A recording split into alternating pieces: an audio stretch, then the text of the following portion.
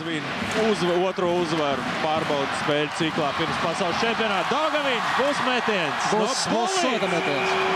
Vēl būs soda metiens. Bāgri atskanēja sirēne, tā kā Kasparam Daugaviņam būs iespēja izpildīt soda metienu. Ļoti neapvienāts Slovāks šeit. Saka, ka Dominiks Graņāks, tas bija pieredzējušākais Slovākijas izlases spēlētājs šajā izlases modelī.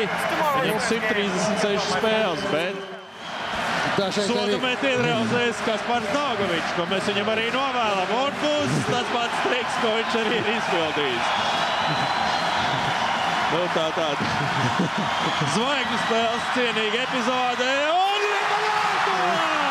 skaists punkts! 5-1 šai uzvarai. Jā. Kaspars Daugaviņš šobrīd pieliek ļoti treknu izsaukumu zīmi šai spēlē. Es domāju, šo soda metienu redzēs daudzās valstīs, gan jau, kad būs izsakoties mūsdienu valodā internet hīts. Tas gan. Kaspars Daugaviņš kapteiņa cienīgs gājiens jau pēc spēles beigām. Nu, nevar teikt pēc spēles beigām.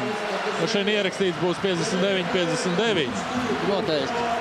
Jo, nu, nevar būt gūta vārda. 60-0-0 nevar. Hokejā, nē. Un tagad šī mača labākie spēlētāji abās komandās. Nu, eleganti redzējām atkārtojumā šo. Lieki teikt, ka publika sajūsmā. Nu, es domāju, publika ir sajūsmā arī būt pie 4-1, bet nu, šāda izsaukuma zīme, pat ne punkts.